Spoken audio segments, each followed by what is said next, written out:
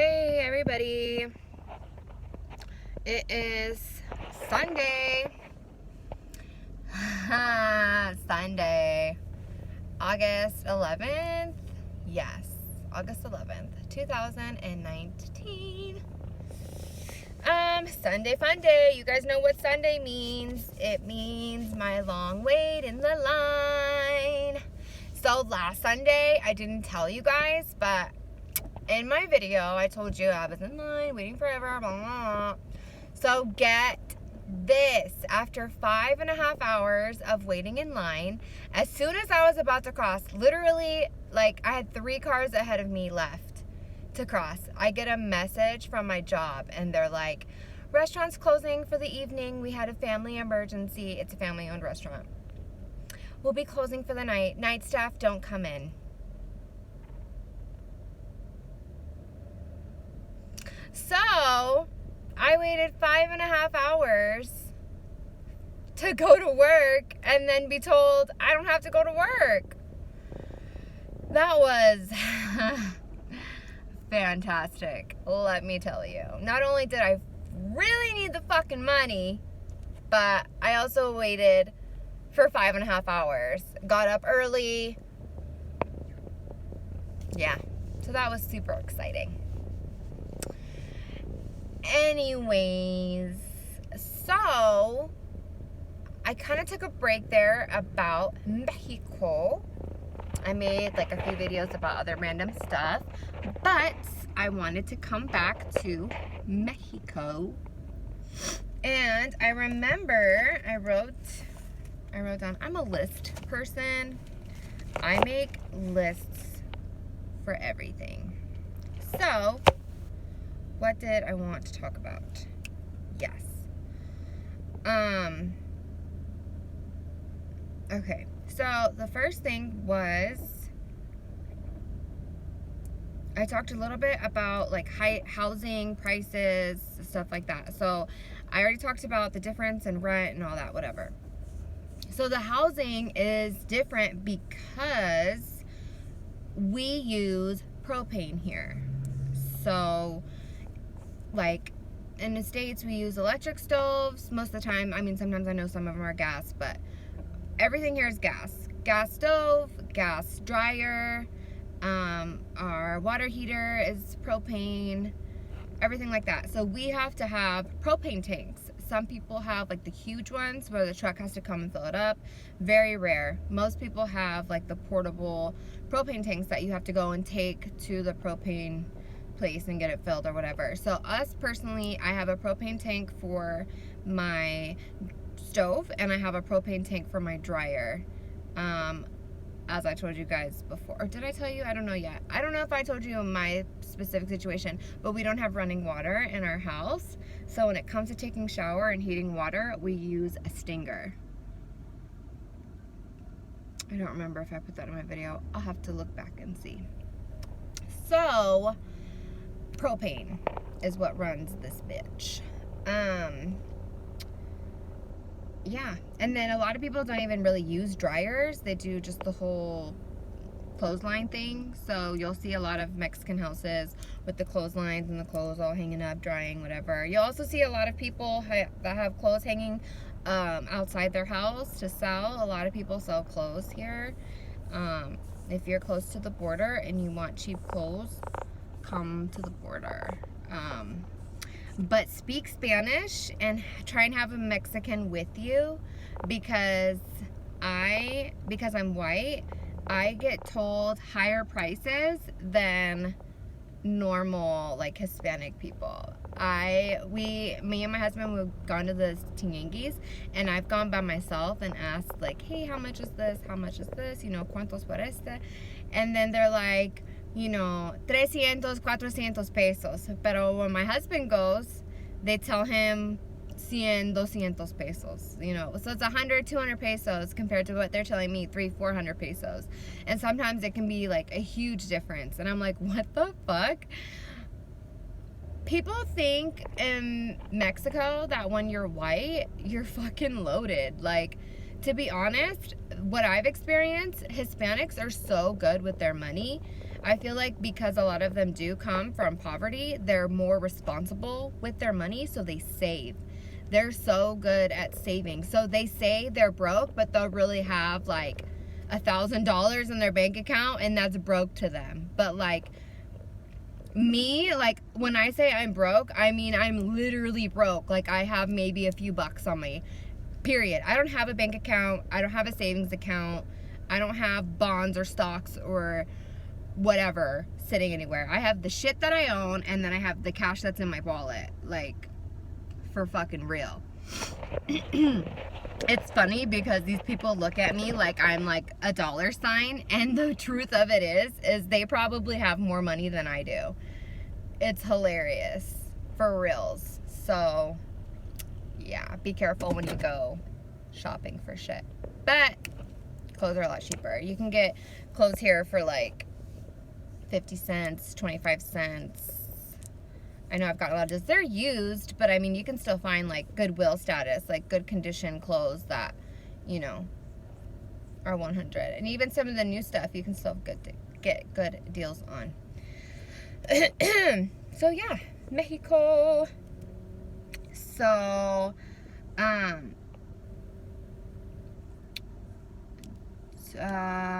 deportation. So a lot of people think that like because Mexico has open borders, I say open borders because when you come in, there's really not that big of a check. Like when you go into the United States, they're freaking on your ass. They check every single car. They want your documents. They want to search you, want to make sure you're not bringing anything illegally. Same thing with Canada. You know, it's not just like a drive through and then just randomly stop a few people here and there. Like, they check everyone. But Mexico, it's random. You know what I mean? They'll let thousands of cars drive through with nothing, and then they'll stop maybe 100 of those and ask for identification, registration for the vehicle, check their cars if they have anything, stuff like that. So, they are a lot more open borders. However, they do still deport.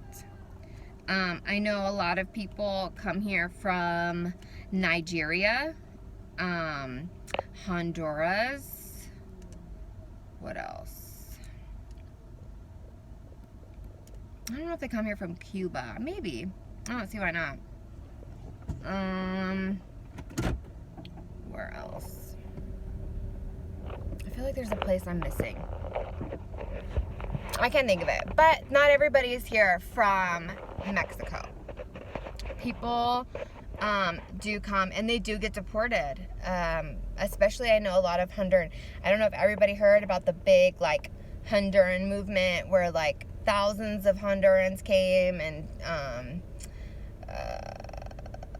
paraded, bombarded. I don't know what the word is. I'm so bad at that. They all, like, attacked the border, and like a whole bunch of people got shot at and hurt, and it was like this big thing. It was all over the news. I'm sure most of you have heard about it, whatever. So yeah, and a lot of those people were helped, although like Hispanic people were upset because we, as I say myself, but they were giving them coffee and tacos free, like, so they had something to eat and drink and water, you know, and they were mad. They wanted like soda and hamburgers and like more stuff, and I was like, you should just be grateful that we're even, you know, getting anything. A lot of people were upset with their attitudes and the way they were treating everybody, but you know, that was a whole nother thing. But basically, Mexico does deport. If you are not a Hispanic citizen, or you don't have citizenship here. I noticed they don't really bother Americans. I've never been asked for like if I'm a Mexican citizen or whatever. I can get my Mexican citizenship because of my husband. I've been wanting to get it just because I do live here and technically I should have it. But it's just been kind of hard. You have to like call the embassy, the Mexican embassy in San Diego, and you have to make an appointment. I've tried doing some stuff and it was very difficult to even get anywhere. I still, to this day, have not been able to make an appointment. So I kind of pushed it aside for now, but we'll see. Eventually, I'm hoping I can get the double citizenship. So I'll still be a United States citizen, but then I'd also be an Mexican citizen as well. And then, I would have the right to live here. So, like, I can be on a rental agreement, but, like, the house that my husband and I purchased, the land, I'm not on the deed because I'm not a Mexican citizen. So, technically, I don't own it. I own it because it's my husband's, and what's his is mine, but I myself, like, I'm not physically on the deed to the house. So, yeah, Mexicans do deport people. Mexico deports people. So the other thing I want to talk about was culture. I'll be careful. I'll try and be careful with what I say. If I offend anybody, I'm so sorry. It's not intentional. I'm speaking from my own experiences and from what I have observed while living in Mexico and while being a part of my husband's family. So basically, they're very old school, traditional. The wife or female of the family is expected to take care of everything. So they are expected to take care of the children, cook, clean, basically take care of the men. Men are expected to be served first. There are a lot of women who work here. However, they do favor men. Men make more than women. That's something that I know a lot of people here are trying to change because they want equality. It's harder for a woman to find a job than a man to find a job. But, yeah, so women are definitely treated a little bit differently here. The grandmothers are often expected to take care of their grandchildren. If a mom or a young girl can't take care of her baby, then the mom or the grandmother will take it. I don't want to say they don't believe in birth control, because I've seen Hispanic women be on birth control, but they are into big families. Everybody lives in one house, and it's not that way technically just because they want it to be. It's more of for financial reasons. When you have 3 or 4 people working in one house, it's easier to be able to pay for everything than it would be to have just 1 or 2 people working in the house. The women, they stay, they clean, they cook, they take care of the babies, and then the men go and work and whatever. So because the men go and work and women are expected to stay home,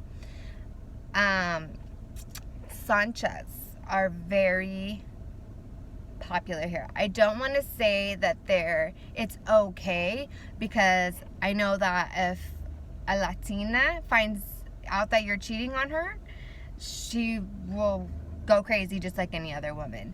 But I'd probably say 95% of Mexican men in Mexico that are in a relationship have a side girl. Well, if not one, multiple. It's just kind of their culture here. I mean, not even just here in Mexico, but I think just old school traditional things. Like, if you're married, like, you're pretty much known to have a girlfriend. A Sancha is what they call it, Sancha. Women do it too. Women do have Sanchos. But it's definitely more seen for men to have them. A lot of younger girls will be with older men. So like 16, 17, 18-year-old girls will be with like 30, 40-year-old men, sometimes 50, 60. It's not technically frowned upon here. Their families want them to be with successful men who make money and can help support their family. So even though us in America would be like, ew, that's fucking gross, a lot of people in Mexico don't think it's gross. They think it's normal. I mean, I've seen 16-year-old girls holding a man's hand that looks like they could be their fucking grandpa. But sugar daddy status, like, And people don't care. They don't say nothing just because, you know, everything in Mexico is about money. Everything. Girls look for men who look like they have money. You know, if you look like you have money and you're a little cute, chances are you're going to get a bitch real quick. You just have to be careful because you don't know if they want you for the money or if they're actually into you, you know? So that's big time. Big time. They do a lot of family things together, family gatherings, you know, the stereotypical parties and cervezas and, you know, tres leches, pasteles, y piñatas, and all the kids running around all together. The park, the brinca-brincas, don't forget the brinca-brincas, those are the jump houses. And I mean, it's just a very family-oriented, tight-knit community. You know what I mean? I remember in Guadalajara, a lot of people, they don't have a lot, you know? Having meat in your meal is something that not all Mexicans can afford. Usually they only have it maybe once or twice a week. And everything else is like tortillas, beans, rice, you know, but a lot of, you know, lower income families can't afford the meat every day. So they'll do like big stews with meat that can last a few days or feed like a large portion of people because they have a lot of people to feed when they have, you know, 2, 3, 4 families all coming together to eat. Everybody pitches in and it's just one big thing. But the beauty of it is these people are so happy because they have each other. They're just blessed with what they do have. And it's beautiful. You know, it really is beautiful. I think a lot of Americans take advantage of what we have over in the United States. And I think that a lot of people forget, you know, how easy they have it. Even like me and my kids, like living where we're living right now, we don't have running water. You know, the electricity isn't 100, so we've gone days without electricity. You know, no TV, no Netflix, no Wi-Fi, none of that. I mean, we do have it, but there are days when sometimes it gets disconnected. You can't, you know, it's just part of the way things are here. Sometimes the water gets shut off and they have, you know, stuff to do, so you go without water. And when I say you go without water, I mean like washing dishes, taking showers, whatever, washing your hands, flushing the toilet, like stuff like that. You'll have to go, you know, a day or two without, and you got to figure it out, you know what I mean? And after living like this, you really do appreciate how life is in the United States, because it is a lot different. It's a lot different. You'll see a lot of kids. It breaks my heart. I see a lot of kids out working. Kids, I'm saying children, like 6, 7, 8 years old working because they have to help. You know, that's the only way that their family could survive. It bothers me on the line. There's a lot of people on the line that want to try and sell you stuff or are begging you for money. I used to give a lot. I used to give, you know, pesos to everybody here and there throughout the line because there's a lot of them. And then I started seeing a lot of stories where people would end up being exposed for being fake. I mean, they look poor and like they need the money here on the line, and then once they go home, they have like this big ass house with all these nice cars and this shit, and it's like, you're out here begging for money when you have more than a lot of, you know, people do. So I stopped. I don't give money anymore because you just don't know, and it sucks because it screws it for the people who do need it, but what can you do, you know?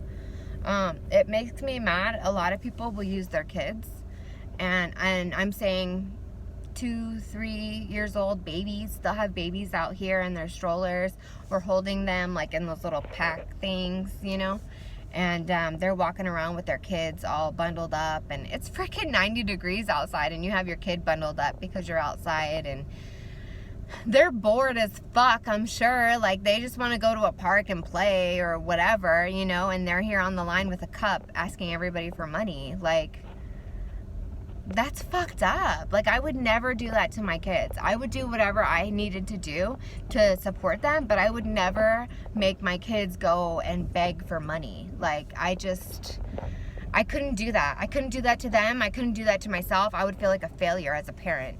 If it got that bad, I would go myself maybe and, you know, ask for help, you know, with the sign, hey, mom of 4, 6, whatever, struggling, need some help, whatever, if it came to that.